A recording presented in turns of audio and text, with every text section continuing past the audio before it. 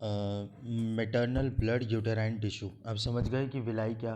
देखो विलाई के अंदर, विलाई किससे बनी हुई होती है? जो ब्लास्टुला होता है, जो ब्लास्टोसिस्ट होती है, जो जिसका इम्प्लांटेशन होता है यूटेरस की वॉल के साथ में। तो यूटेरस की वॉल के साथ में इमेजिन करो कि दो वॉल्स हैं और वो दोनों स्मूथ है, तो वो चिपक पाएंगी आपस में? नहीं चिपक पाएंगी। तो क्या होता है,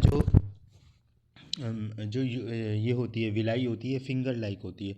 तो ये उसकी टिश्यू के साथ में इंटर डिजिट कर जाती है। इंटर डिजिट का मतलब ये होता है, देखो मेरी तरफ देखो, हाथ की तरफ, this is called inter digitation.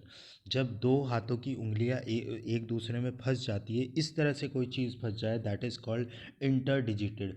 तो जो विलाई होती है वो माँ के यूटेरस के साथ में इसी तरीके से जुड़ जाती है और क्या बनाती है? प्लेसेंटा बनाती है, जो बच्चे और माँ के बीच में एक बैरियर का काम करता है। ठीक है।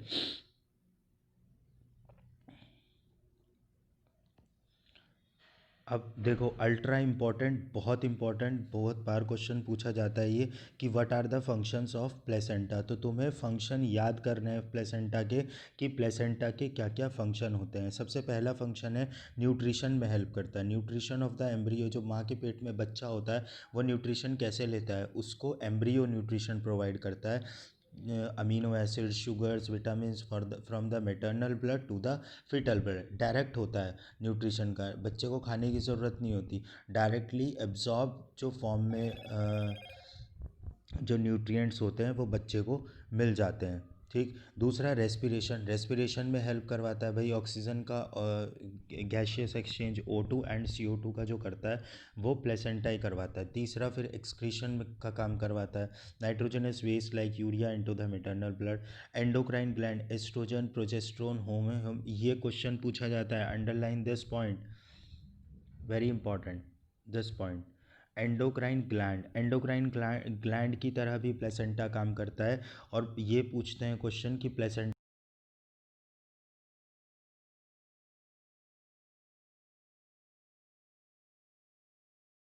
है, प्रोजेस्ट्रोन है, और HCG है, ह्यूमन गोनाडोट्रोपिंग, ह्यूमन कोरियोनिक गोनाडोट्रोफिन्स, और ह्यूमन प्लेसेंटल लैक्टोजन। ये सारे के सारे हार्मोन्स निकालता है। ये पूछा जाता है, याद करना इसको।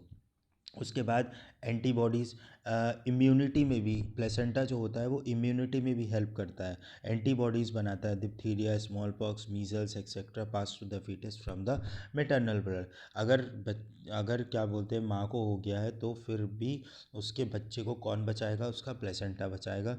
Stores glycogen till liver formation, जब तक बच्चे का लीवर नहीं बन जाता है, क्योंकि लीवर तो is a long process, liver बनना इज़ अ लॉन्ग प्रोसेस। तो अभी तो वो है ब्लास्टोसिस्ट, जान तो शुरू हो गई है, जान तो आ गई है उसके अंदर, तो उसको क्या क्या करता है वो? ग्लाइकोजन उसके अंदर स्टोर करता है, जो स्टोर फॉर्म ऑफ शुगर होती है ग्लाइकोजन, उसको स्टोर करता है अपने अंदर प्लेसेंटा। और इफ़ेक्टिव बैरियर की तरह काम करता है। जैसे कि कोई टॉक्सिक सब्सटेंस है जो मदर के उसमें है, केमिकल्स में, मदर के ब्लड में है, तो वो बच्चे के अंदर ना चले जाएं, तो उससे बचाता है ये। तो ये जितने भी फंक्शंस हैं प्लेसेंटा के, ये इम्पॉर्टेंट हैं, पूछे जाते हैं 3 नंबर में, 4 नंबर में, 2 नंबर में, कितने में भी पूछ सकते हैं। तो तुम्हें ये याद करना है फंक्शन ऑफ प्लेसेंटा। ठीक। अब अगली बात करते हैं। देखो ये वाला जो ये है, इसमें देखो क्या क्या चीज़ें हैं। इस डायग्राम को अगर तुम देखो तो ये पूरा का पूरा एक यूटेरस का सपोज करो कि ये एक डायग्राम है, और इसमें अंदर की तरफ देखो एम्ब्रियो बन रहा है। तो एम्ब्रियो की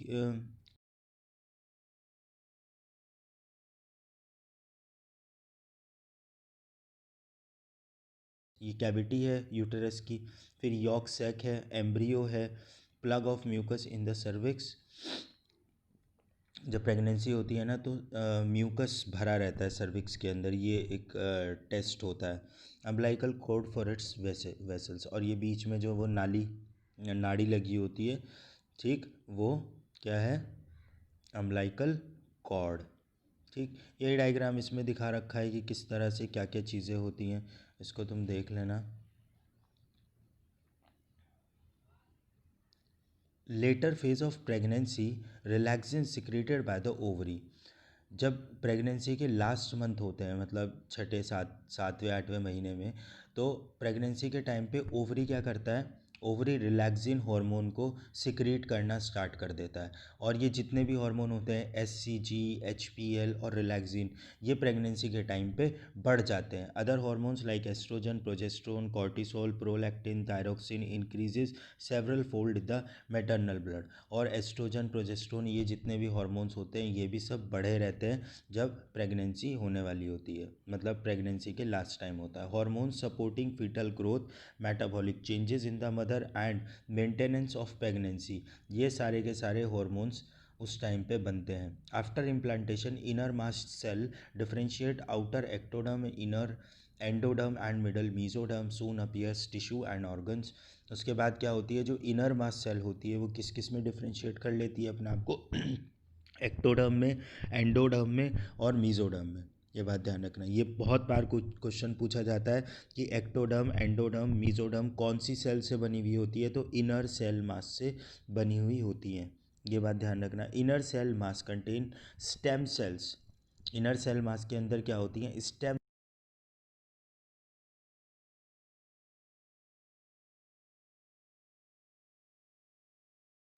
क्या पोटेंसी होती है उसके अंदर कि वो सारे टिश्यू और ऑर्गन्स को बनाती है। अब उसके बाद ये देखो, प्रेगनेंसी जो है, प्रेगनेंसी को तीन ट्राइमेस्टर्स में बांटा गया है। एक किसी भी प्रेगनेंसी को तीन ट्राइमेस्टर्स में बांटा गया है। पहला ट्राई, और हर ट्राइमेस्टर 3 महीने का होता है।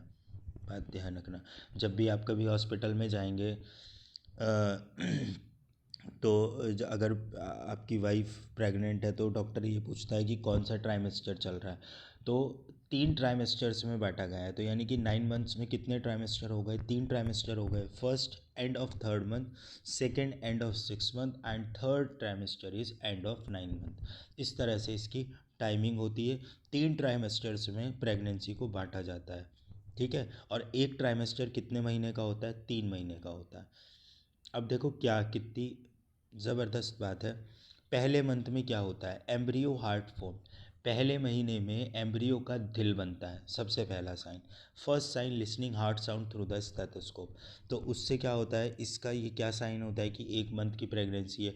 तो जब डॉक्टर कानों में वो स्टेथोस्कोप लगा के देखते हैं तो उनको हार्ट की साउंड सुनाई देती है। सेकेंड मंथ में उसके limbs and digits, end of 12 month first trimester पूरा हो गया।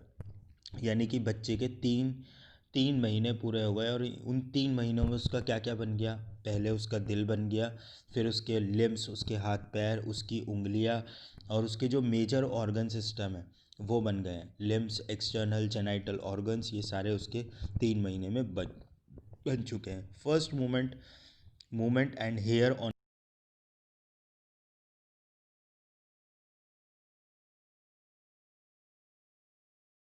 फील होने लगता है कि हाँ, अब बच्चे ने मूवमेंट स्टार्ट कर दी है, बच्चा ठीक ठाक है, ठीक है। और 5वें महीने में क्या होता है, उसका उसके जो सर पे जो बाल होते हैं वो आने लगते हैं फर्स्ट उस पे, ठीक है।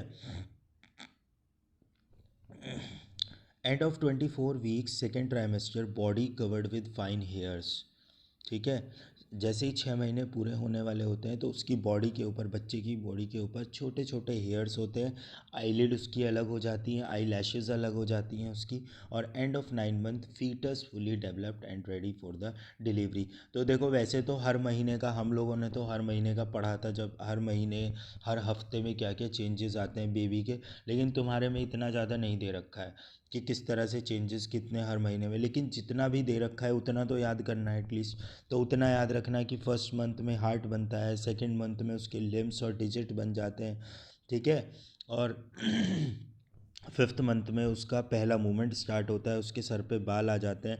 और लास्ट मंथ पे जब एंड ऑफ 24 मंथ्स होता है, मतलब सेकेंड 6 महीने जब हो जाते हैं, तो कई बार तुमने देखा होगा बहुत सारे बच्चे 6 महीने में भी पैदा हो जाते हैं, वो फुल्ली डेवलप्ड होते हैं। 7 महीने में भी पैदा हो जाते हैं, वो फुल्ली डेवलप्ड होते हैं, वो सर्वाइव भी करते हैं, जीते भी हैं। ज़रूरी नहीं है सारे बच्चे 9 महीने के हों, कुछ बच्चे 9 महीने से पहले भी आ जाते हैं। अब अगला टर्म है parturition. The period of pregnancy is called gestation period, it is 9 month in the human. The delivery of the foetus is called the delivery of the foetus is called parturition. समझ गए? Parturition क्या है? The delivery of the foetus is called parturition. जब बच्चा बाहर आ जाता है, that term is called parturition.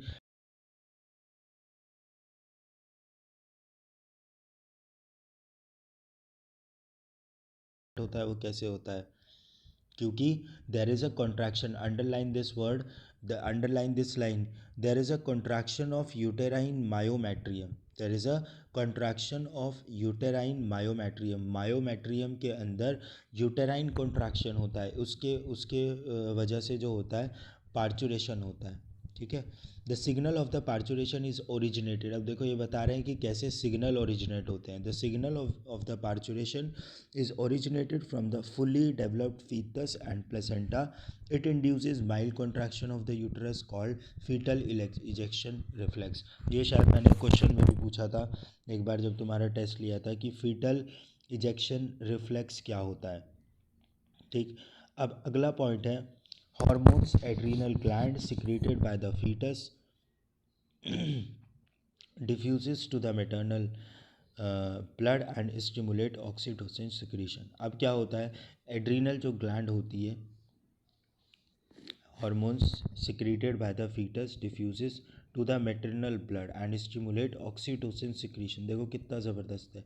जो बच्चे की एड्रीनल जो ग्लैंड होती है वहाँ से कुछ हार्मोन निकलते हैं और वो हार्मोन पिट्यूटरी ग्लैंड को स्टिमुलेट करते हैं और कहते हैं कि भैया ऑक्सीटोसिन हार्मोन को निकालो।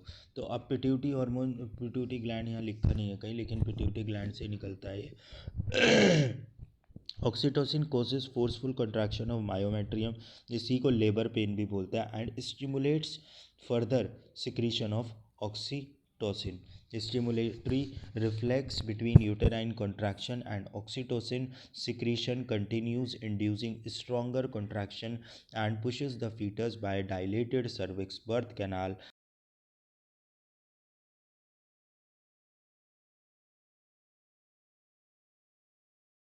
से एकदम क्लियर होना चाहिए बिल्कुल कि कौन सा हार्मोन कहाँ काम कर रहा है। बस जब प्रेगनेंसी, जब डिलीवरी होने वाली होगी तब रिलैक्सिन हार्मोन काम करेगा और ऑक्सीटोसिन हार्मोन काम करेगा। ऑक्सीटोसिन हार्मोन मायोमेट्रियम के अंदर बहुत तगड़ा एक रिफ्लेक्स करता है, एक कॉन्ट्रैक्शन पैदा करता है, that is called foetal eject foetal ejection reflex. ठीक है? After delivery the placenta is expelled out of the uterus. कभी देखी हो किसी की प्रेगनेंसी तो देखा होगा उसमें जब प्रेगनेंसी के बाद बच्चा बाहर आ जाता है तो क्या होता है, प्लेसेंटा भी बाहर आ जाता है। Mammary gland of the female undergo differentiation and produces milk toward the end of pregnancy. जो मेमोरी ग्लैंड होती है फीमेल्स की वो डिफरेंशिएट करती है। डिफरेंशिएट का मतलब टूटना नहीं होता है, डिफरेंशिएट का मतलब जो वो पहले से सेल्स हैं वो किसी और सेल में बदल जाएंगी, किसी और नई टाइप की सेल्स में बदल जाएंगी, that is called differentiation. Differentiation word का मतलब समझो क्या है। डिफरेंशिएशन और डिविजन्स आर टू वर्ड्स। ठीक है? डिवीजन का मतलब होता है जब एक सेल दो में बढ़ जाती है, that is called division. But differentiation का मतलब ये नहीं है। डिफरेंशिएशन का मतलब है कि अभी कोई सेल्स हैं बॉडी में और वो किसी और चीज़ में बदल जाएं, किसी और चीज़ में वो मॉडिफाई हो जाएं। ठीक है? तो उसको कहेंगे डिफरेंशिएशन, या वो और अच्छी तरीके से एडवांस हो जाए तो वो उसको डिफरेंशिएशन कहेंगे। तो अभी तो मेमोरी ग्लैंड जो है वो नॉर्मल है फीमेल की, अभी तो कुछ करना नहीं है। तो जैसे ही प्रेगनेंसी हो जाती है तो उसकी जो मेमोरी ग्लैंड की जो सेल्स होती हैं वो डिफरेंशिएट करती हैं और मिल्क बनाने लगती हैं एंड ऑफ प्रेगनेंसी। जैसे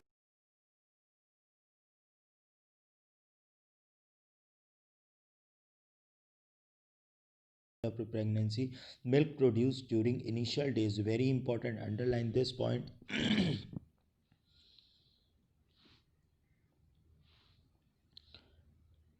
ये क्वेश्चन पूछा जाता है, milk produce during the initial days of lactation is called colostrum. जो बच्चे का दूध, माँ का दूध होता है, माँ का पहला दूध, उसका नाम क्या होता है, colostrum. This underline this word.